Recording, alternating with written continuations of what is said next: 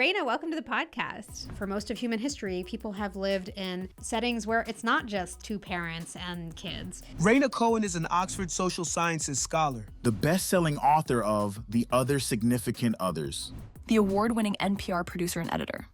Instead of trying to find new slots in your schedule, you are taking existing life and layering someone onto it. If we have other significant relationships in our life, we're not sort of waiting to meet our romantic partner for our life to begin. Okay, let's dive into communal living because I'm fascinated by communal living. I think we're at the risk of too little connection more than we are of too much. It might be worth trying to take the risks of the kind of problems that show up by orienting your life more communally. People have a kind of nebulous feeling that they want more from their friendships than they believe is reasonable to want. It is okay to want more of your friendships. Hello, friends, and welcome to the Liz Moody Podcast, where every week we're sharing real science, real stories, and realistic tools that actually level up every part of your life. I'm so excited to get into the premise that you talk about in your book, because I do think there's a sense right now that what we're doing isn't working, but people don't know what to do instead. So can you just kick us off by talking us through what you're advocating for?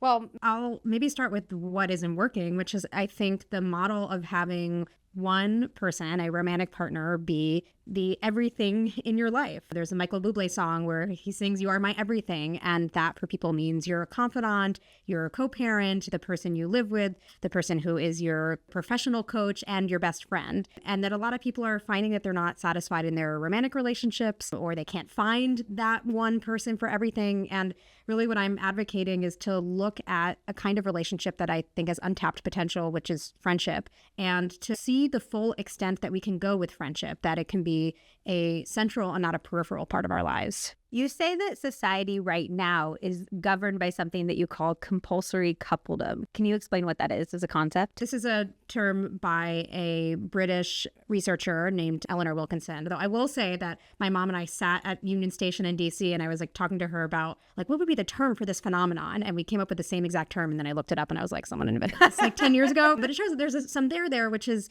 the sense that in order to be seen as a successful adult, to be treated as someone with dignity, really, in a society, that you need to be coupled. And if you don't have that, then you're going to be pitied or you're going to be seen as incomplete. What are some ways that shows up in our lives that we might not be aware of? I am thinking about some single people I know who told me that they feel like they're treated like an extra, that they're not invited to different outings because they are not part of a couple. Just the whole language societally that shows up in movies and rom-coms that, you're looking for your other half, that you're not complete unless you have a romantic partner. That all points to this idea that it is mandatory to be coupled. And then it shows up in the law, too, that there are all sorts of privileges, rights, benefits that are attached to being married that you don't have if you are single. If the most important person in your life is a sibling or a friend, we have a society and a legal system that's built around couples. I was thinking about it because I listened to your interview with Trevor Noah, and I was thinking about it even in my context of him, where his friends were talking about on the episode. He's so successful. He's done all of these incredible things in the world. And yet his friends talk about constantly, what's wrong with you on the podcast? They're like, what's wrong with you? Why can't we find you a wife? And I've even had the thought of what's going on? Why doesn't he have a life partner? The reaction that Trevor Noah had was one of the most vulnerable and thought-provoking reactions that I have heard to this, where he said that he's seen as successful on a lot of levels. Obviously, he's Trevor Noah, but that in other ways he's considered a loser because he has lost at finding a romantic partner. He can win in so many other realms of life or be talented, sell out audiences. This is me saying it. He wasn't puffing himself up, but that the true measure of a good life and people treating you like you have figured it all out is finding a romantic partner. And he also said it's not even that you stay with that romantic partner, at least serving time in a marriage. Getting divorced might be its own kind of thing that people hold against you, but they at least see that you have made it or made it temporarily. So certainly the kind of judgment even on somebody who is so successful in so many realms shows us that the idea of being coupled is really ingrained in our notion of what it means to succeed in this society. Why is that? Where does that come from? Where do you start the cycle? Because it's reinforced from the world around us that from the time you are a child and you're watching Disney movies that tell you that happily ever after is getting married or is being romantically partnered. It's like, well, what does it take to question that idea if it's something that has been instilled in you? I think that for a lot of people, what they are searching for is something that can be contained within marriage or within a long-term romantic partnership, but they haven't maybe questioned whether you can get it elsewhere. So they're kind of conflating the form of the relationship, the structure, with what's actually inside it or like the functions that it serves. So it makes sense to encourage people to give to someone else, to share their lives with someone, to care for somebody else, to be cared for. But there are lots of ways you can do that. And it doesn't have to be with one person. It can be, I've certainly seen it among friends. It doesn't have to be with a romantic partner. But we're told there's only one way to get those things. So, or maybe chasing after something that could enrich their life, but they don't know that they can go elsewhere for that. People push against it when you try. I do find the idea that being chosen above all other people by one person, though, is this pinnacle of success in society. And I think we think with friends like, oh, well, you can have a bunch of friends, so that doesn't mean you were chosen specifically. So it doesn't have the same marker of success. I'm not saying it's right. I just feel like that's kind of what's going on there. I think it's a really good observation. And I have felt that within friendship too, like the feeling of being chosen as the most important person in whatever category is something that can make you feel like you matter and that you are not kind of constantly questioning what is wrong with me because you have some evidence that of all people in the world that someone picked you. So I absolutely get that. But again, I think that it's possible to find that in other ways. And like, to me, one of the most devastating experiences I had was having a friendship where I had felt really chosen.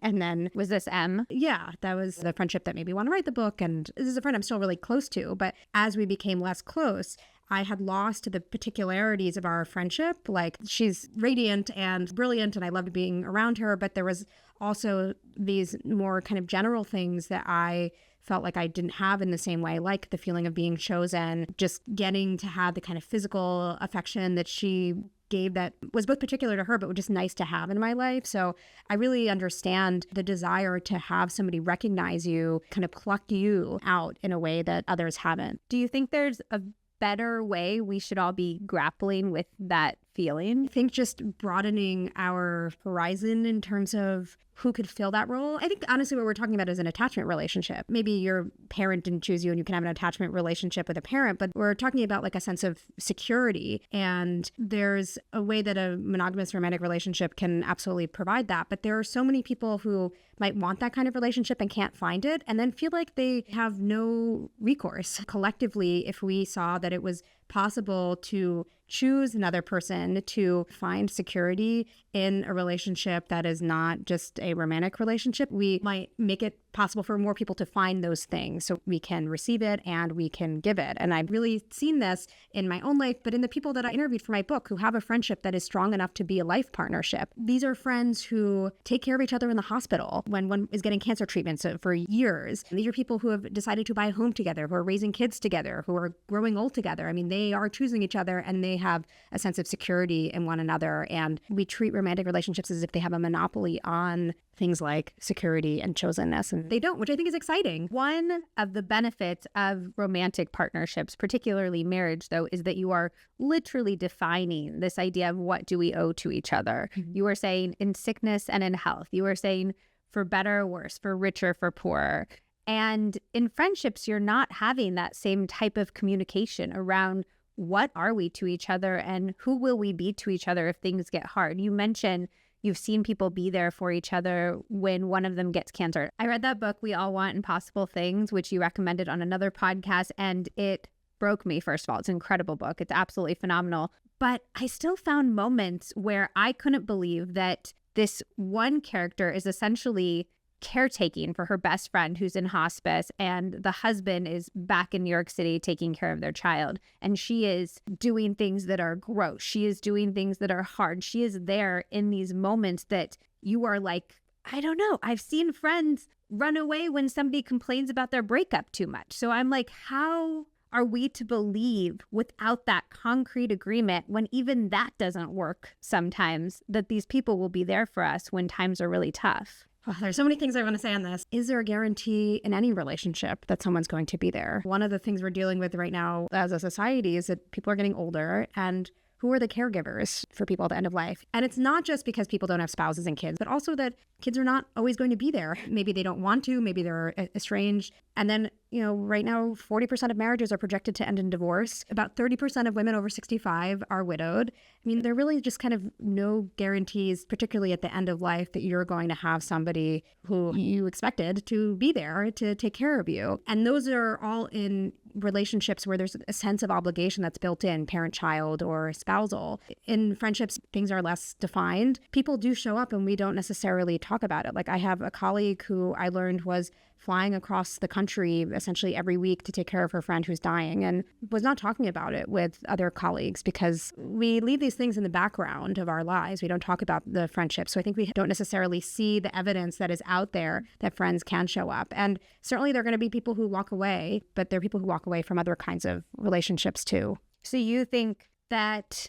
to the question of what do we owe each other, it's almost individual. It's not how do people show up once the relationship's been defined. It's who are we talking about and how are they going to show up in any of their relationships? Yes and no. I think that is generally true. I do want to acknowledge that there is something that is important about people making commitments to each other and doing that in public. And it's one of the reasons that I wanted to write the book in the first place, to show that these sorts of friendships are societally invisible and there are consequences to that you don't end up getting support from other people, that you yourself might not realize that you can ask for things, you can expect things from friends that might seem like it's, crossing a line. So I actually do think it's really important to have those defining conversations. But I just want to acknowledge that even in the relationships that we're holding as a comparison point, particularly marital relationships, that those are not always guaranteed either. So I think it doesn't make sense to compare the flaky friend against the ideal spouse. You might need to compare an average friend versus an average spouse. Or kind of what I'm doing in the book is show these are people who are taking friendship to the extreme. They're like Olympian level friends. And they show us that there is so much more that we can do within friendship, but we need to treat friendship differently. And we need to maybe have conversations or be willing to make do inconvenient things, to be there for the gross stuff that we're not necessarily told is at all something that we should plan to do or should be on our radars. What do you think is getting in the way of us being Olympian level friends? Well, I think this compulsory coupledom, these ideas about finding the one, I've been to so many weddings where people declare that their spouse is their best friend. And then I'm like, what about the maid of honor, the best man? Like, where's the space for friendship in your life? In those cases, people are just, I think, responding to the world around them and what they're being told. The hierarchy of relationships and the sense that a romantic relationship should not just be on top, but it should be this all-encompassing relationship stands in the way of friendship. And it translates also into the way that we set up our lives. I understand why people find it difficult to spend a lot of time with friends when they live a half hour away from them. Like, what for you was the best time in your life for friendship? Like, what was your golden era of friendship in your life? Probably right after college. I lived in San Francisco and then I lived in New York and I had roommates. And I love having roommates. So I don't know if that's what you're nodding towards, but I love it. Proximity. I'm thinking about when I was in college and I lived in like the crappiest dorm that had not been renovated since the 1970s. But it was a socially rich dorm because we'd had suites. So instead of having to go into somebody's individual room, if you had free time, you would just hang out in the suite and there would be tons of people around. That kind of ease where you can just have run-ins with people and you can have unscheduled time together and you can spend 20 minutes together. You don't have to slot everybody into a little calendar time. That is where friendship can be really rich and where also a lot of closeness comes because you're living your life alongside each other. But the way that we are told a successful life looks like, which is getting a house with you and your partner or maybe getting an apartment on your own, and who cares how far it is from other people as long as you have the nice sideboards and granite kitchen countertops and so on, that we are told to kind of prioritize things that really take us away from friendship and from ease that would make it possible to be closer to our friends. We're going to get into all things communal living shortly because I have a lot of questions for you. It's something that I'm really interested in, but I have yet to be able to do in my adult life. So I want you to solve all my problems there in a second. But first, I want to get into the things that I see as barriers in terms of having these sort of deep, incredible Olympic level friendships. One is the time to hang out with people. Do you think that proximity is the solution there, or are there other solutions to the fact that we all feel burnt out just by the tasks of day-to-day life and the relationships we already have. I think the hack is trying to find things that you would maybe otherwise do alone or that would be chores, and then have friends come along for the ride for that. The example I always think of is when I was procrastinating on getting a new state ID, and my friend just was like, we're going to go to the DMV together, and woke up early with me on a Saturday morning, and we went across town, and she sat with me. My ID is now coming up for expiration, and I just keep being like, well, it's just a couple months away. Really got to do this. And maybe what I should do is try to see if I can have a friend come along. But that was probably like a 2-hour thing that I might have otherwise done alone. And instead, it was a memory that we shared together, and it was time for us to be together. And one of the reasons that was relatively easy was because we lived a 5-minute walk from one another. And there were so many other ways that this friend and I got to be involved in everyday life. And you start to accumulate information about each other. There isn't this kind of catching up culture where you are summarizing your life after you've done it. You are just living your lives in the thick of it together. Instead of trying to find new slots in your schedule, you are taking existing life and layering someone onto it. And unless you are somebody who always wants to be alone, like introverts, that is probably just going to make life more fun. And it feels a little bit like I hacked the system, that things are just more lively than they would be if I had to cook on my own, or even just like reading in silence with friends. And there's a lot of shared time that you can get that I don't know that people are tapping into the way that they could. I love that so much for the two reasons you said. I love the idea that you're not having to find new pockets of time in your life. You're looking at the existing pockets of time. Hey, I have to go grocery shopping. Hey, I have to go to the DMV. Can we do this together? Hey, I'm working this afternoon. Do you just want to be silent on computers together and be in each other's company? And two, I do think that's a huge thing that makes being roommates with somebody you feel so close, because you are living life together. And I hadn't really identified the difference between recapping your life to somebody and actually living it moment to moment with them. For 3 years was living with two friends. Well, I was living with my husband, two of our close friends, and their two kids. It's like hard for me to even remember what I knew about them beforehand. And one of them officiated my wedding. So like is a close friend. And then what I know from 3 years of having our parents visit, learning about my friends through their dynamics with their parents. And I can identify them by the sort of different cadence of thuds on the stairs as they're coming down the stairs. I know just so many things that could seem small, but they add up to feeling like you know somebody more completely. And I can certainly say that for one of the friends that I lived with, I really put her on a pedestal before we lived together, which makes a lot of sense. She's brilliant. She has this sort of aura about her. And now that I've lived with her, it's like I just know her as a more fully formed human being. And that just, it comes from the deep conversations and the long dinners, but it also just comes from running into each other in the kitchen or realizing some of her little quirks. It's the number one reason I love living with roommates is I am actually an introvert. And I find the social pressure of we're going to sit at a table and we have to make sparkling conversation for 3 hours to be a lot. But the pressure of we're going to make dinner and you're going to chop onions for a second and then I'm going to say something interesting and then you're going to say something interesting and then we'll maybe fall back into silence while you're sauteing. It takes away so much of the pressure. I think that people intuitively know some of this in dating or in other parts of social life, that it is easier to talk to somebody when you are sitting in a car next to each other. Or I was talking to a friend about what kinds of dates he likes to have, and he thinks going on a walk is the optimal date. And it's for some of the reasons that you're talking about, like you don't have the moment where you're sitting across from somebody and neither of you have a question to ask and you just like look at your glasses and take a sip, that you can have silences, that keeping your hands occupied if you're cooking or something can free up your mind in a way. And in some ways structure our friendship interactions in ways that are similar to the like harder parts of dating. And I mean, I know you had Logan Uri on, and like she talks about how you should go out and do things in the world on dates, and that opens you up. So I mean, that's maybe another reason to try to figure out in your friendships, what are things that you can do that aren't just going out and having dinner and then giving a rundown of your life over the last week or 6 months. 100%. Okay. And then my second impediment that I thought of to becoming Olympic level friends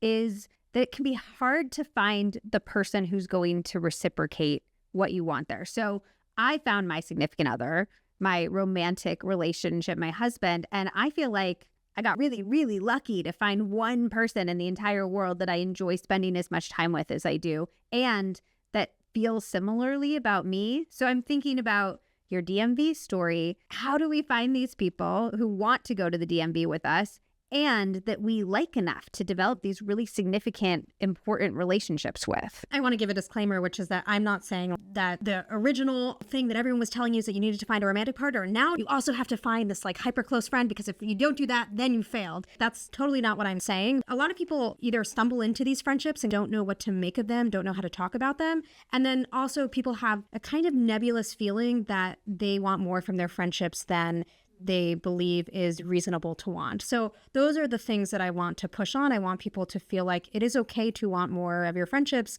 It is okay to give yourself more over to friendships. It is okay if you find a friend that you want to build a life around or you see as equal to a romantic partner, you can go do that. And that can be a really full and fulfilling thing. In terms of like, how do we find these people? When I think about the people that I feel most affection towards, there's a lot of luck. Being somebody who takes initiative helps. I was talking to this couple that's probably in their like 50s now, and they were saying that they will host a lot and people won't reciprocate. So I think they're on the flip side of this, where they are trying, but then they find that people are not kind of giving back. I think you sometimes just need to take some risks and make some overtures and deal with the possibility of rejection and have people come and be part of life. And the friend of mine who went to the DMV with me, I mean, she would host all sorts of things, like people coming over to read in silence together, would host these really elaborate music parties, was willing to be herself and have these structured ways of gathering. And not everybody's into that, but then you kind of select for the people that are really into the same thing, and then it makes it faster and easier to have that kind of connection. I also love, you talk about this in the book, how if we have other significant relationships in our life, we're not sort of waiting to meet our romantic partner for our life to begin, which I do feel like is something we don't talk about enough, this sense of like, oh, until I meet this person, I'm almost living a pretend life. Yeah, it's like you're in the preface of your life. Who wants to live their life feeling like they're in a holding room and that something is going to be on the other side, but you never know when, and it's not really in your control totally. I mean, you can do things to inhibit it if I guess you never try to meet people. But the life that you have right now can be one that already feels full and ready. One way that I saw this play out was somebody wrote to me after I'd written a piece about these really close friendships, and she was divorced and said that she essentially felt like she was waiting for her life to begin, that she felt like her life was incomplete until she found a new spouse, until she saw these stories of people who had these really close friendships and realized she had that kind of friendship. This was a friend that she put on her emergency contact form, who was the owner of 2 car seats for her friends' kids. Like, that's how close they were, and was taking care of them during the pandemic. And she realized her life was full. She had nothing to fill in. She had not been given permission to believe that her life was complete as is, and that it took from her the actual happiness and satisfaction that she felt because she had been getting these messages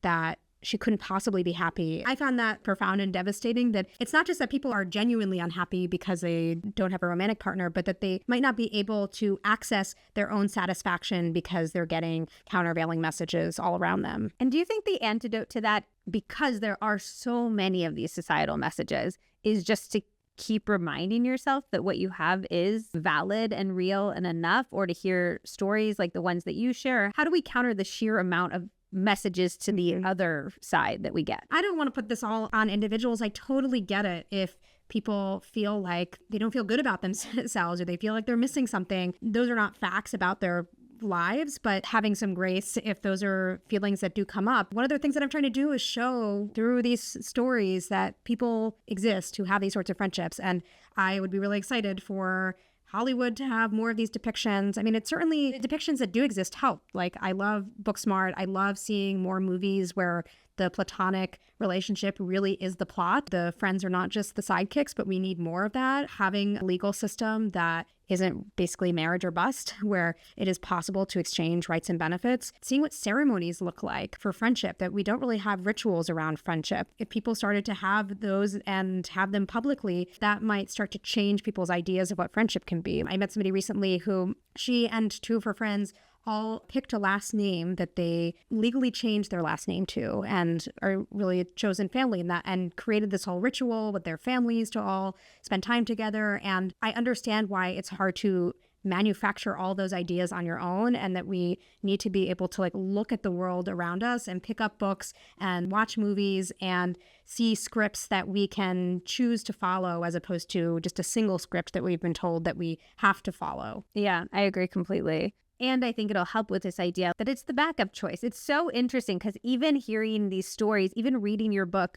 I have the sense that a lot of people's reaction would be, okay, yeah, if I can't have this, I'll make do with this. And you're saying, no, this doesn't need to be the backup choice. And I think that the fact that we have pedestalized the romantic relationship for so long is what's planting that thought in our head. Well, I think the other reason that people might come to that thought is because they're looking at who has these sorts of friendships. And that so often the people who have these friendships, so not exclusively, are people who don't have a conventional romantic relationship, but they might be getting cause and effect backwards. The reason that many of the people who have these sorts of friendships don't have a traditional romantic relationship, and what ends up happening if you don't have a traditional romantic relationship is you could be sort of sullen about that. But what I've also seen is that people end up getting more creative. Like somebody who I write about who is asexual, it was devastating for them to realize that they could not have a traditional romantic relationship until they started to be more curious about it and ask themselves questions like, if a sexual relationship isn't going to move my life forward, what is? And they realized they already had the kinds of partnerships that they really wanted in their life and they can go out and pursue them. I write about women in their 80s who, one of whom had gotten married very young and got divorced. The other had really wanted to have kids, but then was infertile after emergency surgery and never ended up getting married. They didn't end up having the conventional path in front of them. And these two women forged a life together and have been best friends for 50 years. It's quite possible that if they had both been married for life, that they would have never turned to each other in that way. So I don't think it has to be the case, because I also find people who have romantic partnerships and have had this kind of friendship and they've just fallen into it. Often the friendship precedes the romantic relationship. But I think what we can maybe do is look at the people who have these friendships and don't have romantic relationships and admire the imagination, the creativity that comes from constraints. And then people who maybe aren't forced into those same constraints can then have the possibility of choosing what these other people have shown us is possible. Well, and you're one of those people who's chosen it. You have a husband and you have all these other really significant, important relationships in your life. And one thing that I love is I met my husband when I was, I think, 21, a really long time ago. And I loved the way that you described falling in love with your friend, because I think a lot of people who are in long-term relationships mourn the fact that they've lost those early tingles, that early sparkle of new love. And you're saying, no, you can have that again. It was a huge surprise to me. I mean, I met my husband at 22, and one of the things I thought about was like, wow, I feel really lucky. I really did not expect to end up in a long-term romantic relationship that young. But I was like, so this is great. But the downside is that, like, I'll never experience this feeling again, which people, you know, rave about, new relationship energy. It's exciting. And then I ended up feeling that for a friend and was like, this can happen? And why didn't anybody tell me about this? Is this like some well-kept secret? I just had the same kind of infatuation and excitement. And I learned it's not just me. And a lot of people tend to point to their adolescence, early adult years when you have the opportunity for constant interaction. If you are in school together, if you're in dorms together, that you can kind of link up and be attached at the hip.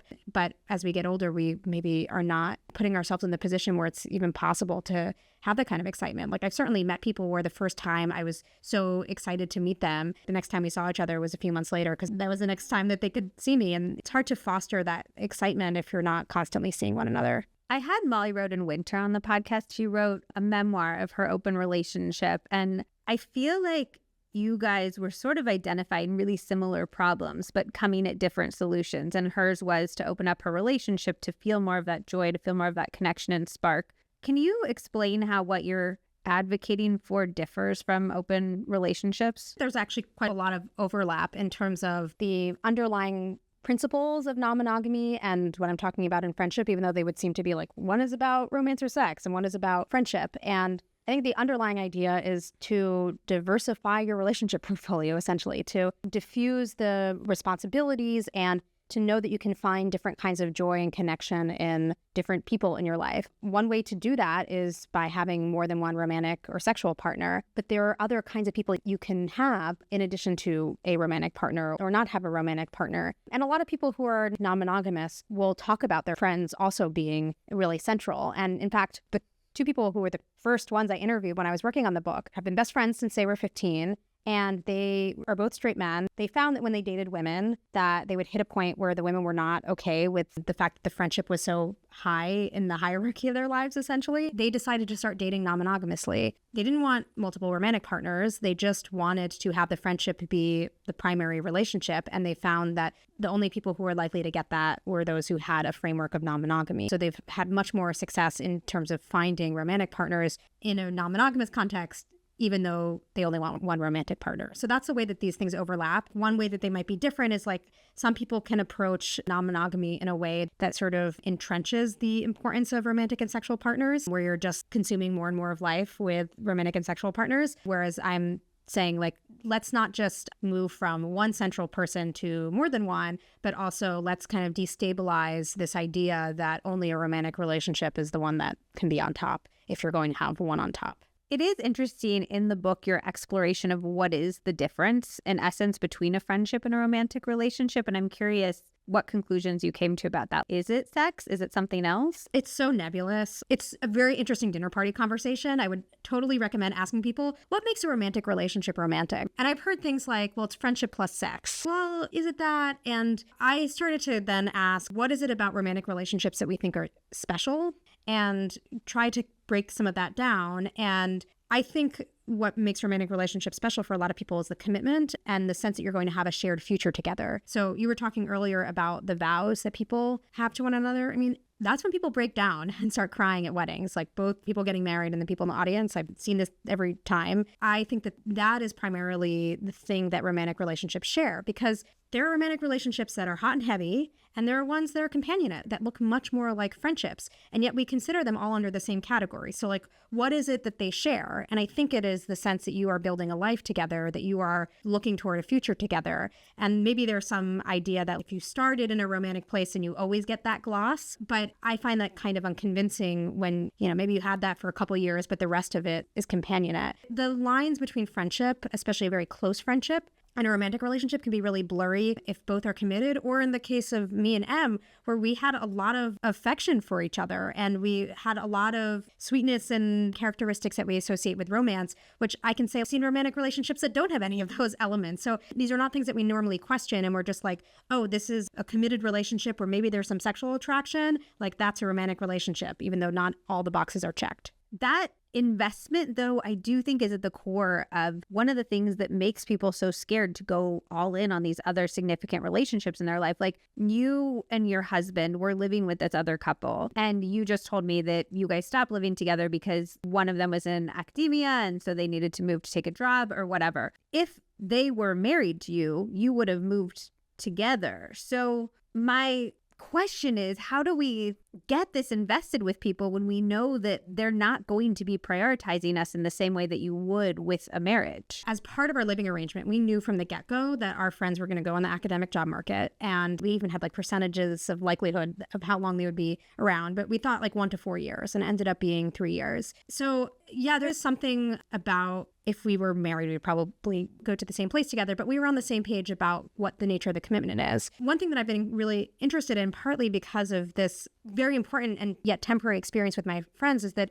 it is possible to have commitment that is not commitment forever and that is still really important. And it can even be like commitment to a place. We'll talk to people who are like, well, this isn't my forever city, so I'm not going to invest in it. And then they end up there for like 5 years and they never made friends because they were treating it as something that was transient. And I think if we can treat relationships as ones that are worth digging into, even if we have some uncertainty about how long they can last, that we might end up making them much stronger, and that the strength of those relationships might then make us choose differently, that we might make decisions that we want to live in a different place or buy a home next to each other, and that by preemptively divesting from relationships, we are just reinforcing this cycle where we say, well, it's not going to be important, and therefore I'm not going to treat it as important, and therefore there's no reason for me to do anything that would bestow any importance on it. Do you think we should be having this define the relationship conversation, though, with our friends? I'm a very not a should person in general, but I do think that there are probably people and relationships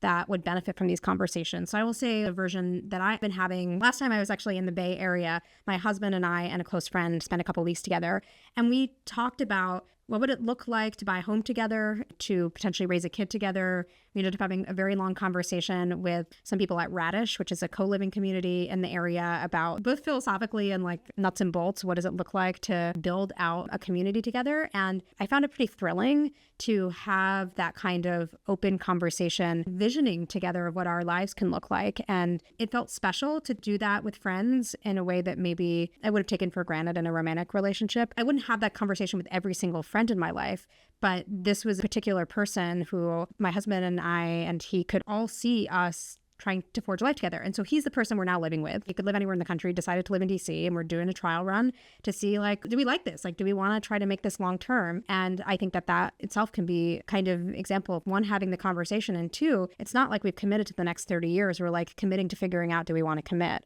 And I think friends can do that. And then there are smaller level things like, do you want to just commit to seeing each other once a week or every other week? It doesn't have to be all the way on the extreme end, though the extreme end has its rewards. Okay, let's dive into communal living because I'm fascinated by communal living. I love the idea of it, and yet I have not been able to make it work. So I have some of my own thoughts on that, but I would love to hear from you. What do you think are the barriers people experience when they're contemplating communal living? One is people are told that roommates are for a stage of life and that you move past it. So that can really get in the way of people even contemplating living communally, and that they might enjoy it because it's seen as juvenile. So that's one. Another is just our housing system, the housing that we have, the real estate agents, the way that banks work, are not designed for people who are not related by blood or marriage to live together. So you have to be able to maneuver and be creative and put in work on the front end. There are some structural things and there are cultural issues, and then there are some mindset concerns that people might have where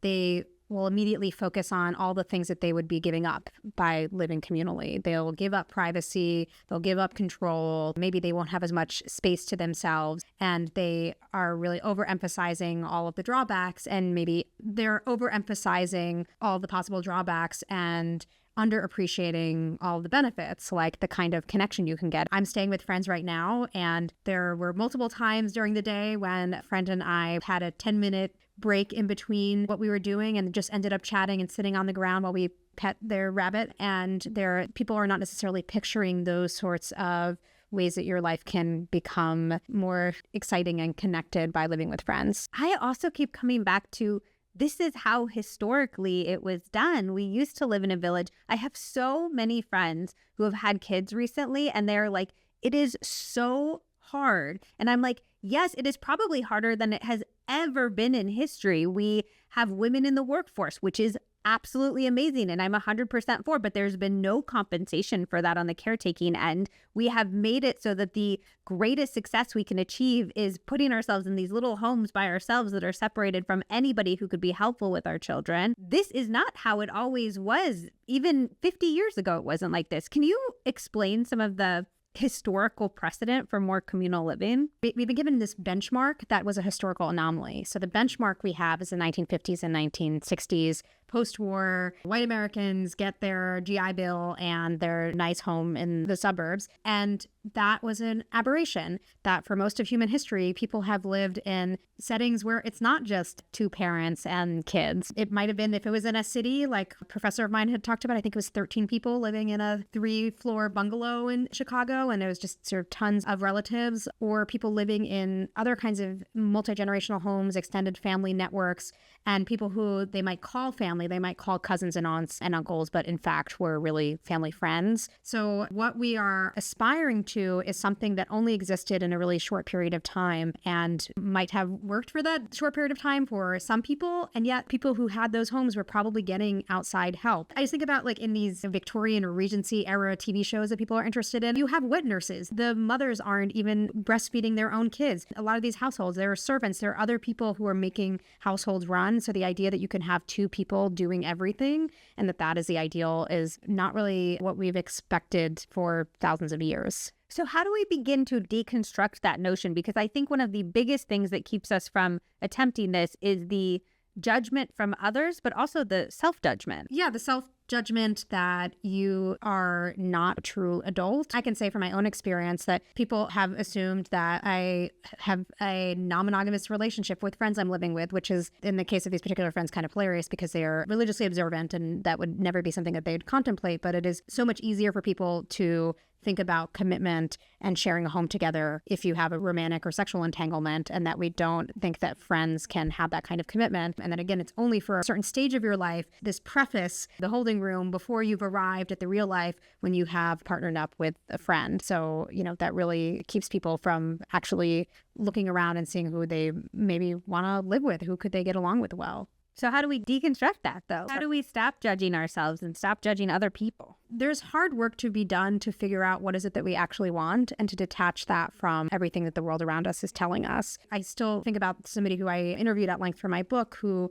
went on this whole journey as a straight man who was told he shouldn't be close to male friends, he shouldn't touch them, as he became really close to a gay man who represented so much of what was the opposite of what he was told was okay. He started to ask himself, what are the things that I reacted to instinctively that I thought that are okay or aren't? And how much of it do I actually believe? Something as simple as him having his friend touch him on the shoulder felt like, oh no, that's wrong. And he started to ask himself with the help of his friend, is this something moral that's actually wrong? Is this a cultural message that it is wrong for men to touch each other like this? Or is it personal? Do I actually not like the physical experience of somebody putting their hand on me? And I think that a lot of us can take a version of that for ourselves. Have we never considered living with friends or maybe even in a multi-generational household because it doesn't feel right to the kind of life that we want, that it would not suit us well? Or are we getting messaging that's been internalized and that we can't actually hear for ourselves what it is that we want? Taking that pause to think about it and to talk about these things with one another can help us live lives that feel more connected. I think we're at the risk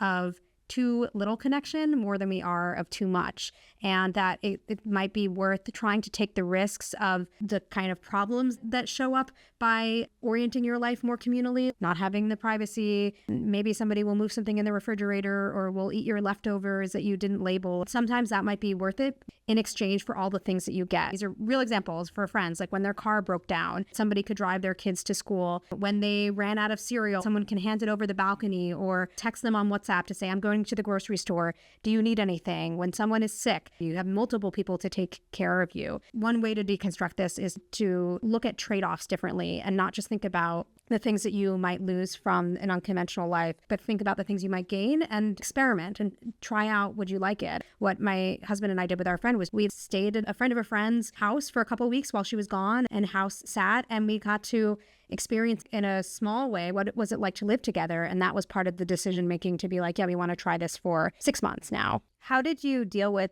judgment from external people? Did you have people saying, oh, that's too bad for you, I just bought a house, or oh, are you ever going to grow up? Yeah, I've definitely gotten all sorts of reactions. Is your husband not enough for you? A lot of comments about living with kids in particular. I'm like, oh, I could never do that. And I value my sleep too much. And it's like people making assumptions. I found that once people saw our lives, that they felt pretty differently. At our house, we would host dinners most Friday nights. And I think for whatever people were either telling me or not telling me that maybe they were skeptical of, that witnessing it changed their minds. And, I'm not trying to live my life so that I get approval from everybody. I know that it's rewarding and it is nice that people over time might come around. But your first question was about the status quo isn't working. So, why try to make ourselves look like we are everybody else who is adhering to the status quo that has given us a loneliness epidemic where 15% of men in this country say they have no close friends? I would rather risk overcorrection than kind of doing the thing that doesn't seem like it's working in general. And certainly as somebody who adores my friends and loves having multiple people influencing my thinking and to call on in my emotional life, I would rather honor and tend to that than try to conform to what is not generally working. Was it hard living with other people's kids? I confess, when I read that you did that, I was like, wow, that's crazy. Well, I will say I am not a kids person. Yeah. For my husband, living with, then it was one child, a 1-year-old, and it was likely that our friends would have another child. They wanted to. That was a huge plus for him. For me, it was like, I haven't wanted to have kids forever the way that he does. I would say there's a difference between 1 and 2 kids in terms of how that changes a household. But even as somebody who is not I want to hang out with everybody's kids. I found it really beautiful and rewarding. When the second child was born, I was the person at the bris to announce to the community what the name was of the child. One thing I realized is that your mere existence in their lives, like you don't have to do anything, will make the kids attached to you and make them comfortable with you. I have a very close friend who lives a 5-minute walk from me and love her kid, but she'll sometimes be really excited to see me, but sometimes we'll get shy, which is different than the kids who are completely at ease with me at home. So it exposed me to a different way of life. And one reason that it worked was that our house was well suited for this kind of arrangement. The actual structure of a place really matters. My husband and I had the 3rd floor in this 3-floor row house to ourselves. So we had this balance of shared space and privacy. And I think that's really a kind of compromise that a lot of people want. I think it's why for many people, the dream would be living next door to their friends and knocking down the backyard so that they can kind of come and go, but they also aren't always compelled to be with each other. And we had that kind of balance. So I don't want to sugarcoat it and be like, you can do this in a 1-bedroom apartment and cram 5 people into it. It's going to matter per person. The actual architecture makes a difference. That is probably my dream, having a shared backyard with my friends, having a bunch of friends on a block together, and our kids can all play and we can share child rearing responsibilities and things like that. But that feels almost impossible with houses being as expensive as they are. And it's like anything you can find great for you, much less finding everything together and having it be workable for everybody. So do you have any advice for, in a really pragmatic sense, living communally and making that actually happen? Well, the housing affordability can cut both ways for people. Like some of the parts of the country where you're seeing a lot of communal living, like where we are right now in the Bay, are the parts of the country where it is so expensive, where people who might not have otherwise thought to buy a home together have the money as an excuse, essentially, to do something that they then enjoy, but in our society would have felt a little bit odd. If you are up against unaffordability, maybe use that as an opportunity to see, like, can you pool resources with friends? I would like us to have more duplex, triplex kinds of setups. And so if anybody's listening out there who's involved in city planning or architecture or zoning, let's make that happen. Another thing that I've learned from the creators of Radish, which is the co-living community I mentioned earlier, is that sometimes you just need to start small and you need to plant a flag, and that will affect what other people do. It's not guaranteed, but in their case, it was a couple of people who created a co-living community that just had a few people at the beginning, and now it's almost 20. Just knowing that you're playing, if not a long game, then a medium-term game, that you're not maybe going to get like all the people in the same place at once, but if you're willing to put in some work on the front end, that can be encouraging. I've seen a version of this in New York City with a woman named Priya Rose, who over time has had dozens of friends able to rent units in a building together. You can make incremental steps toward a big decision is one option. And the other option is being willing to go in on a big decision with friends and make sure you have conversations. There are lawyers who can handle making contracts if you're going to get into this big commitment together, but realizing the commitment is possible is another side of the coin that helps. What do you wish more people knew about communal living? I just wish people knew about the mundane joys and realized that we're kind of like depriving ourselves of those forms of connection. Not to say that everybody needs this or everybody wants it, but I think it's so easy to just take the thing that we're told to do and that everybody's been doing and assume that that's the best thing. And not that it comes with certain things that you're giving up. Like just thinking about if you went to college on a campus, what were the best elements of dorm life, and then imagine that you were 10 plus years more mature. Because I think the other thing that people don't necessarily realize with communal living is that if you're doing this in your late 20s or 30s, don't compare it to a bunch of 19-year-olds who were not that responsible, not that conscientious living together. It's not just the structure, but also who the people are when they're coming to that arrangement. That makes a lot of sense. If somebody is listening and they are interested in exploring communal living and they have no idea where to begin, what would you say is a good first step? I really love a newsletter called Super Nuclear. One of the things I really like about this newsletter is that it gives case studies, like stories of people who are doing communal living, but also shows how do you do it? Because that was a big hump that I had to get over. I was literally writing a book on friendship. And then when this opportunity to live with friends came up, I was like to my husband, like, don't we need to save for a down payment? And he was like, is that the thing that matters? And what we ended up doing was talking through like, what are the values that are important. So that was a first step to think about the values. So I would encourage maybe people to do that. And then the next thing for me was seeing an example of communal living and what it took to make it happen. For Raj, it was very complicated in terms of making an LLC and having investors, and they like built their property. Like, it was so much. And I thought, oh, okay, one, there's some work involved. I can't just have this dreamy conversation about like, wouldn't it be so fun to like live with friends, which I think a lot of people do. I have to translate this into essentially a project, but also that what Radish did was so much more complicated, so much more involved than what I wanted to do. And if they could make it happen, then I could figure out how to make something that was much more pared down happen. So, it's like seeing the most extreme version can make you dream bigger, but also make you realize like if that's possible, then you can do like a scaled down version of it. Radish is intimidating to me because, like you said, it is like a whole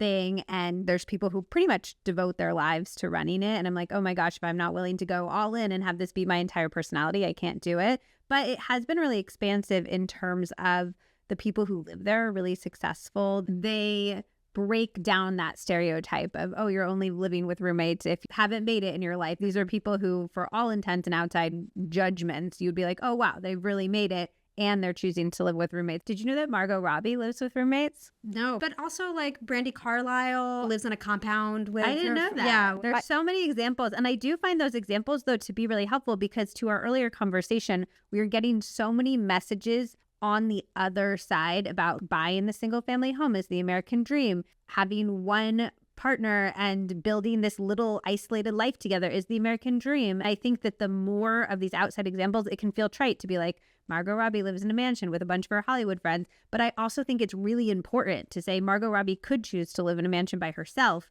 and instead she's choosing to live in a mansion with all these other people. One of the conversations I've had with some people who are interested in trying to make communal living more accessible to people is, why isn't this something people aspire to? And we need to show that this isn't just something that you do because you can't afford anything else, because you're forced into it, but because it is a version of the American dream. We've been told there's only one dream, and there actually are other things that if we had all of the resources in the world that we would still choose. So I think that that's kind of real value of hearing an example like Margot Robbie. I love all of the work you do around this. I really do think that it is so important just to consider that there are alternatives to the way that we're doing it, and we need to think intentionally about the choices that we're making because they are choices, and sometimes we act like they're not. So I really appreciate all of your research, all of your experiences that you're putting out in the world. Well, thank you. And I will say, like, one of the ideas that I think kind of encapsulates what I'm trying to do actually comes from the friend that I'm living with now, Adam. And it was in the book where he's talking about different relationship structures and realized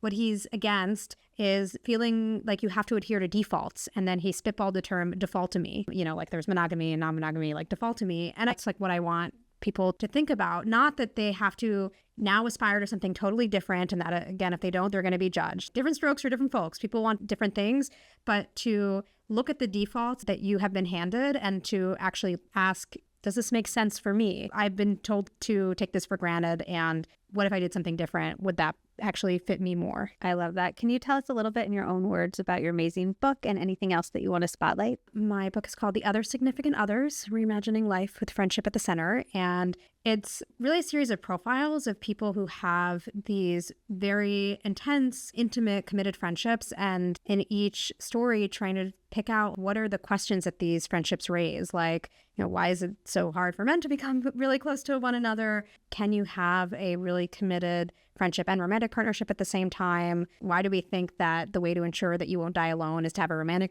partner? The people who I interviewed gave a lot of themselves over to me in the book and allow us to sit in their lives in pretty intimate ways. My hope is that for people who want to understand the full extent of what friendship can be, or want to understand people who have these friendships that maybe they've seen in their lives, because there are a lot of people out there who have them, that they'll connect with the book. And otherwise, I do writing on social connection and people who are pushing against defaults, mostly for The Atlantic, but also where I have my day job at NPR, and I'm always interested in stories about like interesting ways of living if people have them. Amazing. Well, thank you so much, Rhaina. Thanks for the really thoughtful conversation.